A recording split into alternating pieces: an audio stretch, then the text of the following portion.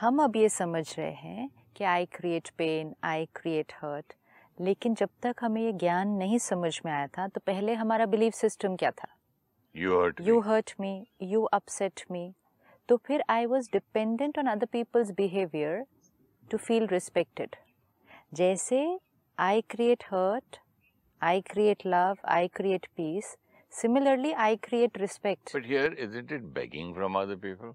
यहाँ ये लिख रहा है कि respect other people's feelings because it may not mean anything to you, it may mean a lot to them. मतलब दूसरों के संस्कार जो हमें कई बार अजीब भी लगते हैं, गलत भी लगते हैं, लेकिन वो दूसरे का संस्कार कभी ना कभी किसी ना किसी कारण से वो संस्कार बना है, उनके लिए वो संस्कार ही उनकी वास्तविकता है। अब हमें वो संस्कार देखकर बहुत सारे क्वेश्चन मार्क्स उठेंगे मन में, ये ऐसे कैसे हो सकते हैं? लेट्स टेक फॉर एग्जांपल, आपने कई बार कहा कि आपको पहले छोटी छोटी बात पे गुस्सा आ जाता है, ठीक है, ये आपका संस्कार है। अब सामने वाला कोई कह सकता है ऐसे कौन करता है, ऐसे कोई बात करता है, ऐसे कोई बोलता है, इतनी कौन सी बात हुई थी जिसके लिए इतना गुस्सा किया? वैसे भी इतना बड़ा एक्टर हो कैसी बात करना, शोभा थोड़ी देता है। ऐसे शोभा थोड़ी देता है। अब ये एक थर्ड पर्सन आपके बारे में बोलेगा, क्यों? क्योंकि suppose I am saying that, ठीक है, कि ये ऐसे कैसे कर सकते हैं, इनकी गलती क्या थी जिसके लिए इन्होंने इतना गुस्सा किया? तो मैंने आपके संस्कार को समझा नहीं, आप क्यों ऐसा व्यवहार कर रहे हैं उस पे मेरे अंदर बहुत क्वेश्चंस चलते हैं। तो at that time I am not sensitive to your feelings. लेकिन आपके अंदर इतना क्रोध का संस्कार क्रिएट कैसे हुआ? कैसे क्रिएट हुआ? एक एक्वायर्ड, या तो वो हाँ एक्वायर्ड तो है ही, लेकिन एक्वायर भी कैसे हुआ? एक या तो वो पास्ट का कैरी फॉरवर्ड है, right? Chances are, most probably chances are कि वो पास्ट का कैरी फॉरवर्ड है, पेरेंट्स का भी तो। सेकंड पेरेंटल इन्फ्लुएंस है। थर्ड फिर हम जिस माहौल में आए। अब कोई और हो सकता है जो इन तीनों होने के बावजूद भी इतना गुस्सा नहीं करेगा, लेकिन each one will be different. कोई और होगा तीनों नहीं होने के बावजूद भी करेगा। तो हर एक का डिफरेंट होगा। अब हम दूसरे के संस्कार को समझ नहीं पाते क्योंकि हमारे पास वो संस्कार नहीं है। लेट्स से मेरे अंदर गुस्सा है लेकिन इतना नहीं है, ठीक है? जैसे first time when I met you and when I did not know you and know your sanskar, and ऐसे हम एक जगह बैठे थे और बात करते करते आपको किसी का फोन आया घर से, स्टाफ का या एक ट्रैवल एजेंट का, एंड आपने उसको बहुत जोर से डांटा। अब that kind of anger is something that I can not comprehend कि कोई इतनी सी बात पर इतना गुस्सा, इतना जोर से बोलना। अब when I create these thoughts कि इतना गुस्सा क्यों किया, इतना जोर से क्यों बोला, यही बात आराम से नहीं बोल सकते थे, इतना गुस्सा किया, एंड वो पूरा कॉन्वर्सेशन होने के बाद 15-20 मिनट बात करते करते आपने मुझे कहा, पहले सिस्टर मेरे अंदर बहुत गुस्सा था, अब बहुत कम हो गया है। तो आई वाज थिंकिंग कि ये कम वाला है तो पहले वाला कौन सा वाला होगा फिर? तो ये क्यों हो रहा है? क्योंकि अब मेरे अंदर गुस्सा है लेकिन I can not imagine that kind of anger. तो जो संस्कार हमारे अंदर नहीं होता और हमें वो दूसरे के अंदर दिखाई देता है, तो हम उस संस्कार पर बहुत क्वेश्चन मार्क करते हैं कि ऐसे कैसे हो सकते हैं। अब जैसे ही मैंने आपके लिए ये थॉट क्रिएट किया, ये ऐसे कैसे हो सकते हैं, ऐसे इतना कोई ऐसे करता है? This is vibration of rejection, of disrespect. अब मुझे इसको शिफ्ट करना है। कभी ना कभी, कहीं ना कहीं, किसी ना किसी कॉस्ट्यूम में, किसी ना किसी परिस्थितियों के कारण, माहौल के कारण, पेरेंटल इन्फ्लुएंस के कारण, या प्रेजेंट इस जीवन में कुछ बातें आई होंगी उसके कारण इस आत्मा का ये संस्कार बना है। जैसे ये थॉट क्रिएट की तो ये क्यों है वो स्टॉप होना चाहिए, या इनको ऐसा नहीं होना चाहिए था, ये स्टॉप होना चाहिए, ताकि मेरे से जो वाइब्रेशन निकलेगी वो क्लीन और प्योर है, एक्सेप्टेंस की है। हाँ, सेकंड हम उस पर वर्क कर सकते हैं कि I can talk to you, you know. आपने क्या लाइन सिर्फ सोची थी कि कभी ना कभी किसी न किसी कॉस्ट्यूम में किसी जन्म में अब इसको, वो ज्ञान से समझ में आया ना, पहले क्या, किसी जन्म में इसको कभी ना कभी किसी ना किसी कॉस्ट्यूम में कोई ना कोई परिस्थितियां, कोई ना कोई माहौल, कुछ तो ऐसा हुआ है, या फिर इस जीवन में पेरेंटल इन्फ्लुएंस, वातावरण इन्फ्लुएंस जिस आप स्थान पर रह रहे हैं, या फिर इस जीवन में इस कॉस्ट्यूम में कोई परिस्थितियां ऐसी आई हों जिनको फेस करने का तरीका ऐसा था कि ये संस्कार क्रिएट हुआ है। ऊंची आवाज़ में बोल देना, दूसरे से बहुत ज़्यादा एक्सपेक्ट करना, दूसरे को रिजेक्ट कर देना, ये सब देखकर मेरे माइंड में क्वेश्चन मार्क उठता है कि कैसे somebody can be like this. जैसे ये थॉट क्रिएट किया, it is lot of disrespect. अब जैसे डिसरिस्पेक्ट की वाइब्रेशन भेजी, पहले किसकी स्थिति डिस्टर्ब हुई? पहले तो मेरी हुई अंदर कि ऐसे कैसे हो सकते हैं, तो मेरा ही मन खुश नहीं है क्योंकि मैं क्रिटिकल और जजमेंटल हुई। फिर सेकंड, आपको कौन सी वाइब्रेशन भेजी? रिजेक्शन की भेजी, आपके संस्कार के लिए। परमात्मा ने आकर सबसे ब्यूटीफुल बात जो बताई है, जिसके कारण रिस्पेक्ट करना ईजियर और नेचुरल होने लगता है, कभी ना कभी किसी जीवन काल में ये बना है संस्कार, तो उस संस्कार को एक्सेप्ट करना ईजियर एंड मोस्ट इम्पोर्टेंट है, ये इनका अक्वायर्ड संस्कार है। ओरिजिनली ये आत्मा बहुत ब्यूटीफुल है। उस दिन में आज में 3-4 साल 5 साल जितने भी लग गए हैं, उन सालों में मैंने ये सारी जितनी हमारी बातें होती है ना, उसको मैंने उसके ऊपर बहुत वर्क किया। और उसको प्रैक्टिकली लाने की कोशिश की। सुबह 4 बजे उठ के मेडिटेशन करने की कोशिश की, ब्रह्मा कुमारी के क्लासेस में गया, ज्ञान में जब मुरली में गया।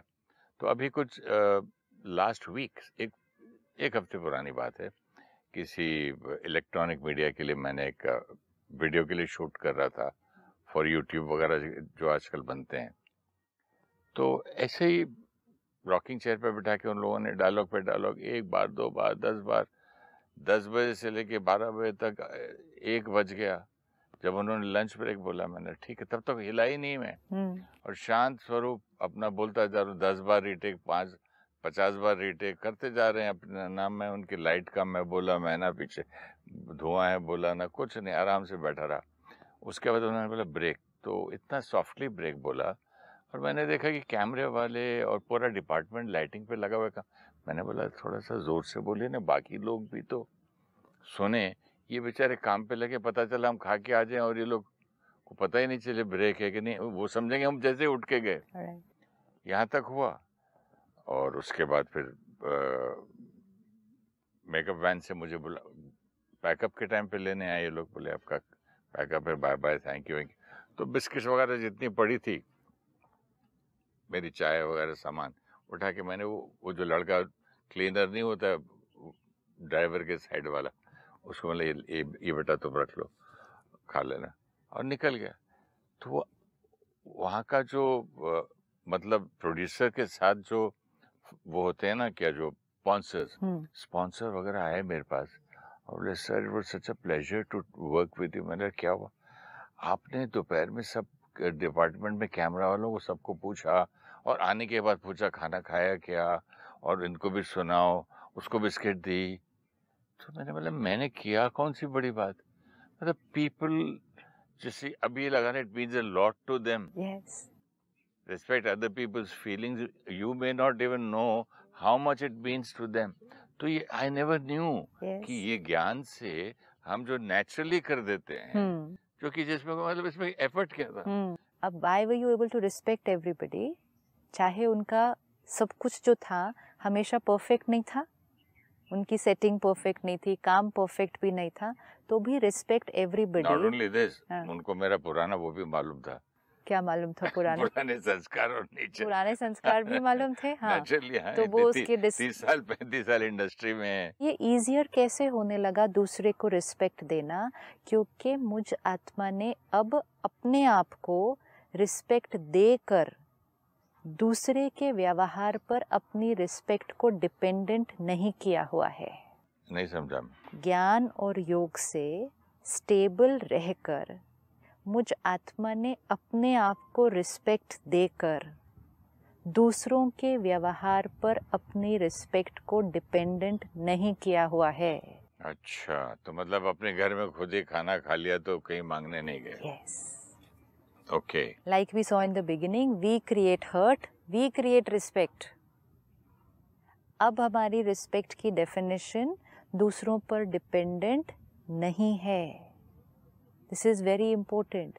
अब जैसे आपसे कहा कि शुरू में अगर मैं आपके संस्कार को देखकर जजमेंटल और क्रिटिकल हो जाती हूँ और ये भूल जाती हूँ कि आत्मा का ओरिजिनल संस्कार कितना ब्यूटीफुल है, तो I will disrespect you and gradually will not like you as a person. कि ये ऐसे कैसे व्यवहार है, तो बहुत डिफ़िकल्ट है काम करना, पता नहीं कब किस दिन किस बात पर ऐसे ही गुस्सा करेंगे, फिर इनके साथ कैसे काम होगा। ये करने से हमारा लोगों से रिश्ता भी अफेक्ट होता है, हमारी अपनी वाइब्रेशन अफेक्ट होती है, हम दूसरे को जो वाइब्रेशन रेडिएट करते हैं वो इफेक्ट होती है। अब इसमें हम चेंज करते हैं। एक फर्स्ट स्टेप, इनके इस संस्कार से हम डिस्टर्ब नहीं होंगे। जब हम दूसरों के संस्कार को देखकर डिस्टर्ब नहीं होते हैं, we are radiating respect. This we can underline today. जब हम दूसरों के व्यवहार को देखकर डिस्टर्ब नहीं होते, वी आर रेडिएटिंग रिस्पेक्ट। जब हम दूसरों के व्यवहार को देखकर डिस्टर्ब होते हैं, we are radiating disrespect. Lovely lines, lovely lines. ये बहुत इम्पोर्टेंट है। दूसरों के संस्कार को देखकर डिस्टर्ब होते हैं, यानी कि एक जजमेंट पास करते हैं, कमेंट पास करते हैं। डिस्टर्ब हुए ना अंदर कुछ भी, जजमेंट ही पास किया ना, कितना बेकार है, अच्छा है, बुरा है। सिर्फ हर्ट भी हुए, अगर सिर्फ अपसेट भी हुए, सिर्फ नाराज भी हुए, उदास भी तो हुए, मतलब नेगेटिव भी कहीं भी डिस्टर्ब हुए ना, तो जब हम दूसरों के व्यवहार से डिस्टर्ब हुए, वी रेडिएट डिसरिस्पेक्ट। अब ये डिसरिस्पेक्ट पहले खुद को, फिर ये डिसरिस्पेक्ट सामने वाले को। What about disrespecting the human body जो हमारे पास है? गलत खाना, गलत टाइम पे सोना, गलत टाइम पे उठना, तंबाकू वगैरह उसकी आदतें, अल्कोहल की आदतें, ये कितना डिसरिस्पेक्ट है? कितनी डिसरिस्पेक्ट है? If you disrespect the food and the body, तो thoughts भी फिर वैसे ही आएंगे। Absolutely. ऐसी बात करते करते थॉट आया मुझे। Very true. कि अगर मुझे इतना सटल चीज को करना है तो ग्रॉस को तो पहले करना है। लेकिन हमारा अटेंशन सारा किस पे था कि दूसरे हमारी रिस्पेक्ट करें। हमारा अटेंशन इस बात पर कब था कि हम खुद की रिस्पेक्ट करें। खुद टाइम पे अगर मैं सोऊं और प्रॉपर नींद कर दूं, सुबह चिड़चिड़ा नहीं उठूं, ओवर टायर्ड नहीं हूं, कि हर चीज में मतलब तो खुद पहले को आत्मा खुद की रिस्पेक्ट करे, फिर आत्मा खुद अपने शरीर की रिस्पेक्ट करे, फिर आत्मा अन्य आत्माओं की रिस्पेक्ट करे, फिर आत्मा प्रकृति की, यूनिवर्स की रिस्पेक्ट करे। रिस्पेक्ट करे, उसकी वैल्यू करे, उसको अप्रिशिएट करे। कहाँ एक वर्ड रिस्पेक्ट से शुरू किया था, हाँ? और कहाँ हम प्रकृति पे पहुंच गए। बट इट्स ट्रू ना, आज हम प्रकृति की कई बार रिस्पेक्ट नहीं करते ना, रिसोर्सेज की रिस्पेक्ट पूरे के पूरे जंगल साफ कर दिए, लकड़ी बेच दी। इवन सिंपल चीज है कि पानी बह रहा है, हमने बंद नहीं किया तो रिस्पेक्ट नहीं किया ना उस रिसोर्स का। ये भी बहुत सही है, उसका रिस्पेक्ट नहीं किया है। हमको बचपन में सिस्टर सिखाया जाता था कि चप्पल भी जब उतारते जूते, तो मैं ना चलते चलते भागते भागते आके एक चप्पल लेफ्ट की इधर पे, राइट की उधर पे, अंदर भागे। तो मम्मी मेरे सिखाती थी, पुत्र चप्पल को एक टेढ़ा भी नहीं रखना है, सीधा भी नहीं, साइड में रखना है। बोले इसकी भी तू रेस्पेक्ट कर, क्योंकि तुझे कांटों से बचाती है, पत्थर से बचाती है, और जिस दिन नहीं करेगा देखना जरूरत के टाइम पे मिलेगी नहीं, ये ढूंढते टाइम पे। नहीं, कैसे कैसी बातें सिखाते थे। उसको वैल्यू करना है, उसको अप्रिशिएट करना है। What a beautiful word, respect means value करेंगे ना उसके। लोग when they value the car, उसको खामखा के बोलते I love my car, I love this, actually it's the value कर रहे हैं, एक चीज की रिस्पेक्ट कर रहे हैं, एक चीज की कदर कर रहे हैं। अब जो जैसे कोई भी इवन मेटल है, उसको वैल्यू आप करते हो, तो अगर उसको अच्छा घस के पेंट करके ऑक्साइड लगा के रखोगे तो रस्ट नहीं होगा। तो वैल्यू ऐसी, मतलब लेकिन जब हम स्थूल चीजों की करते हैं, चीजों की वैल्यू जूते हम चप्पल की बात हो रही किस है, बेसिस पे करते हैं? हम उसकी वैल्यू क्यों करते हैं? ताकि वो खराब ना हो। We paid for it. It costs. It But costs. disrespecting each लेकिन other क्यों ना? also costs a lot. This is what. अब चीज़ों की तो हम वैल्यू कर रहे हैं कि कार है, मैंने इतने की लिए, उसको संभाल के रखना है, उसकी वैल्यू करनी है, नहीं तो वो अच्छी नहीं दिखेगी, तंग करेगी, वो हमें ध्यान रहता है। कोई महंगी ज्वेलरी है, हम उसको अच्छे से वेलवेट में पैक करके सब करके अंदर लॉकर में रखेंगे, ख़राब भी नहीं होनी चाहिए, गुमनी भी नहीं चाहिए, सब कुछ करना चाहिए। इट कॉस्ट, वो उसकी वैल्यू है। तो इन चीज़ों की वैल्यू हम इसलिए कर रहे हैं क्योंकि उनकी वैल्यू है मॉनेटरी। लेकिन what about valuing another soul and the feelings of that soul? क्योंकि ना उसमें जेल है, ना पनिशमेंट है, ना आपने उसके पैसे दिए हैं, ना आपको कुछ, आपको लगता है हमारा क्या लॉस हो रहा है उसकी। हाँ ठीक है, ये नहीं तो कोई और आ जाएगा, एक नौकर नहीं 10 मिलेंगे। तो value for the soul, respect for the soul, ये आत्मा कभी ना कभी कहीं ना कहीं कुछ हुआ होगा ना, तभी ये संस्कार लेकर आए हैं। तो उसकी हम वैल्यू नहीं करें, कंपैशन नहीं हो कि कहीं कुछ हुआ। संस्कार लेके आए तो क्या आप सिर्फ बुरे ही गिन रहे हैं? ब्यूटीफुल संस्कार तो हमें हर्ट नहीं करते ना, तो उस पर हमारा मनन कहाँ चलता है? हमारा मनन चिंतन कौन से संस्कारों पे चल रहा है? जो संस्कार के कारण हम तकलीफ क्रिएट करते हैं, उस पर चिंतन चलता है। अब जैसे आपका संस्कार है caring, sharing, going out of the way, किसी के लिए कुछ करना, तो कोई कुछ नहीं बोल रहा है उसके लिए। लेकिन अगर एक संस्कार है कि किसी को गुस्सा कर दिया, तो उस संस्कार के लिए कितनी एनर्जी मिलने वाली है आसपास के लोगों को। वो भी बोलते हैं कि सुना है इसके बारे में, ऐसा है। तो इट्स फॉर दोज संस्कार्स। हमें डिसरिस्पेक्ट फील होती है या हम दूसरे की डिसरिस्पेक्ट करते हैं या दूसरे हमारी डिसरिस्पेक्ट करते हैं, उन संस्कारों के लिए। अब हमें क्या करना है? वो बहुत सुंदर थी quotation, respect people's feelings, they have a reason for those feelings. किसी के साथ कभी ना कभी कुछ हुआ था जिस वजह से उसका ये संस्कार है, ये हमारे अंदर फिट होना चाहिए। इट्स सेम लाइक फिजिकली, मेरा हाथ कटा है ना, तो आई एम नॉट परफेक्ट, राइट? मेरा हाथ कटा हुआ है, तो अगर किसी को नॉलेज नहीं हो तो वो डिसरिस्पेक्ट करे इस बात की कि कैसे है इनका तो हाथ कटा हुआ है। दूसरा कहेगा आपको मालूम है क्या हुआ था, कैसे क्यों हुआ? तो सडनली हमारी वाइब्रेशन क्या हो जाएगी? चेंज हो जाएगी। किसी को बचाने गए थे और उसका हाथ उसमें जल गया, इनका टूट गया, तो कि इट सेव्ड अ लाइफ, बोलो तब एक एकदम हो wow what a great person. Knowledge, this is knowledge. Knowledge तो मैं पूछता हूँ कि पहली बात, नॉलेज, नो नॉलेज, हम जजमेंट पास करते ही क्यों रहते हैं? एग्जैक्टली, हम जजमेंट क्यों पास कर रहे हैं? क्योंकि अपने ऊपर तो करते नहीं है। हम ओरिजिनल संस्कार को भूल जाते हैं दूसरी आत्मा के। हम उसके एक्वायर्ड संस्कार पे क्वेश्चन करते हैं सिर्फ एक कारण से, क्योंकि हमको ओरिजिनल संस्कार से लेना देना ही नहीं है ना। हमको तो acquired, hi how are you, good morning, you wearing a nice shirt, इतना। एक मिनट, ये लाइन को देखते हैं। हमें ओरिजिनल संस्कार से लेना देना नहीं है, एक्वायर्ड से है। क्यों? क्योंकि ओरिजिनल संस्कार सामने वाले का यहाँ कोई दर्द नहीं क्रिएट कर रहा। आपका नहीं, वो बात नहीं है। आपका ओरिजिनल संस्कार प्योरिटी, लव, विजडम, जितनी देर आप उस ओरिजिनल संस्कार से कर्म कर रहे हैं, मेरे लिए सब कुछ बहुत अच्छा है, तो मुझे कोई तकलीफ नहीं हो रही। जैसे ही आपने किसी एक्वायर्ड संस्कार से कर्म किया, अब आपने गुस्सा कर दिया। अब जैसे ही आपने एक एक्वायर्ड संस्कार से कर्म किया, आपका गुस्सा देखकर मैंने हर्ट क्रिएट किया। अब जब मैंने हर्ट क्रिएट किया तो मुझे आपके वो संस्कार पे प्रॉब्लम है। अगर मैं आपके एक्वायर्ड संस्कार के सामने यहाँ कुछ डिस्टर्बेंस नहीं क्रिएट करूँ, तो मुझे आपके एक्वायर्ड संस्कार से भी कोई प्रॉब्लम नहीं आएगी। It is so simple. हम दूसरे के एक्वायर्ड संस्कार को चेंज नहीं कर सकते सबके, लेकिन हम सिर्फ क्या कर सकते हैं, दूसरे के एक्वायर्ड संस्कार के सामने हम स्टेबल अगर रहें तो हमारे से उनके प्रति कोई नेगेटिव वाइब्रेशन नहीं जाएगी। We have respected their feelings, their sanskar. We can not have a shield, लेकिन हम एक अंडरस्टैंडिंग ला सकते हैं कि भाई अंडरस्टैंडिंग से ही तो ना। दीवार नहीं खड़ी कर सकते कि आप चिल्लाते रहो, मैं कान बंद कर लूं, ना, आंख बंद कर लूं बिल्कुल ना। नहीं। अब आपने लेकिन पिछली बार कहा था एपिसोड में कि वो लड़की की जो मम्मी आई उसको ये सब पता होना चाहिए था, ये उसको करना चाहिए था, ऐसा उसको नहीं होना चाहिए था। ये सब जजमेंटल है हम उनके संस्कार के प्रति। जजमेंटल नहीं है। नॉर्थ में कहते हैं कि बेटी के घर में यस, बड़ा लेकिन नाजुक रिश्ता होता है, हरेक ज्यादा दखल नहीं सी देते हैं। Again we are going back to the same thing. ये जजमेंटल नहीं था, लेकिन हम जजमेंटल थे क्योंकि सामने वाले। आप नॉर्थ और साउथ की क्यों बात करते हैं? ओरिजिनल संस्कार परमात्मा कहते हैं कि ऐसा होना चाहिए, हम नहीं हैं।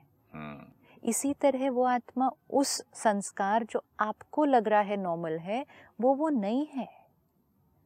राइट और रॉन्ग की नहीं बात है। That line is very beautiful. Respect people's feelings, it may mean nothing to you, it means a lot to them. Which means वो संस्कार जो आपको लगता है कि ये कैसा संस्कार है, उस आत्मा के लिए वो बहुत एक नेचुरल फीलिंग होती है। जैसे अगर किसी के अंदर हर्ट होने का संस्कार है, हम कहते हैं छोटी छोटी बातों पे हर्ट हो जाते हैं। देखिए ना, उस दिन शूटिंग में मैंने आपने खाना खाया, 3-4 को पूछ ले, इतने में अलग है वो, ना ना ना, दैट्स अ डिफरेंट। ये लाइन का मीनिंग वो नहीं है। ये लाइन का मीनिंग, ये लाइन का मीनिंग क्या है? Respect other people's feelings, it may mean nothing to you, it may mean a lot to them. Respect other people's feelings here means I accept you as you are. Means suppose मेरे अंदर संस्कार है grid का, या मेरे अंदर संस्कार है मैनिपुलेशन का, मेरे अंदर संस्कार है झूठ बोलने का, मेरे अंदर संस्कार है छोटी छोटी बात पे रोते जाने का, ये मेरे अंदर संस्कार है। अब आपको ये लगेगा कि कैसे हैं, ऐसा कैसे इनके पास संस्कार हो सकता है, because it means nothing to you. लेकिन टू मी वो संस्कार मेरे लिए बहुत पावरफुल संस्कार है। तो जो आपको लगता है इनसिग्निफिकेंट, ऐसा कोई कैसे हो सकता है, लेकिन वो मेरी यहाँ प्रोग्रामिंग है। तो आप अगर मेरे संस्कार को क्वेश्चन करते हैं तो आप मेरी डिसरिस्पेक्ट करते हैं। रिस्पेक्ट पीपल्स फीलिंग्स, कि अच्छा इनको हर्ट हो रहा है तो इनको कुछ तो दर्द हो रहा होगा। जैसे फिजिकली अगर हम देखते हैं, किसी को चोट लगती है, आपको और मुझे सेम चोट लगे अभी, आपको दर्द नहीं होता, मुझे बहुत दर्द होता है, तो मैंने जोर से चिल्ला देना है दर्द में, इतना जोर से मुझे दर्द होता है। तो सामने वाला ना कभी मेरा मजाक भी उड़ा सकता है, किस बात का इतना दर्द हो रहा है इनको, ऐसा क्या हुआ था? मेरी बेटी का बेटा है, वो जोर से गिर जाए ना पत्थर पे, उठ के खेलने लगता, रोता भी नहीं, दर्द हुई, इतनी जोर से चोट लेती। लेकिन बात करते करते अगर उससे कान से सुन लिया दिस इज बैड, आपने मेरे को बैड कहा क्या? नहीं नहीं बेटा, आपको नहीं कहा, इनसे। अच्छा ठीक है, he doesn't like that word bad. वो तो बैड नहीं बोलना मुझे, आई एम गुड बॉय। अब आपने कहा कि वो तुरंत ये वर्ड कैच कर लेता है कि आपने मुझे बैड कहा। को बोलो तो भी ओके, कोई और बच्चा होगा उसी एज का, उसको कोई फर्क नहीं पड़ेगा उसको कहा अगर दिस इज बैड, ये हो सकता है। लेकिन वो गिरेगा तो बहुत रोएगा। That's okay, that's physical. लेकिन एक और हो सकता है जिसको कोई फर्क नहीं पड़ेगा। अब हम कहेंगे इस बच्चे को देखकर, ये हर बार रुककर इतना इसको बुरा क्यों लगता है अगर कुछ बैड कहा। वो हमें लग रही है बात अजीब, लेकिन उस आत्मा को वो वर्ड सुनकर बहुत दर्द होता है। बिल्कुल नहीं ले सकता वर्ड वो। अब वो आत्मा 2 साल का 3 साल का बच्चा जो आपने कहा, वो वर्ड क्यों नहीं ले सकता? क्यों नहीं ले सकता वो वर्ड? वो बिकॉज उसके पिछले जन्म का कभी ना कभी उस वर्ड के साथ उसका डीप कर्मा कनेक्टेड है।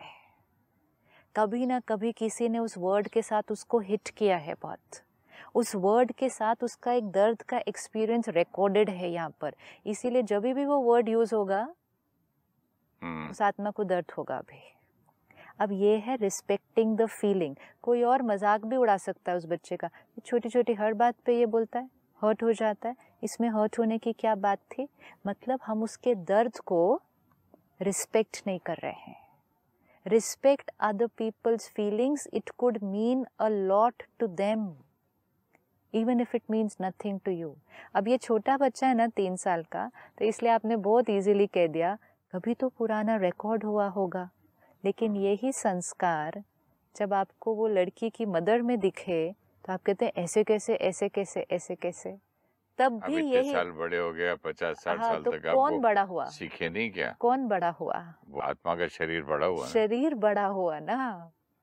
साथ में नॉलेज अब ज्ञान ये जो कुछ नहीं 3 आता। साल का बच्चा है ना, अगर इसके संस्कार पे आज वर्क नहीं किया जाएगा ये वाले, ये जब 30 साल का शरीर हो जाएगा तो भी उसको बैड वर्ड सुन के उतना ही दर्द होने वाला है।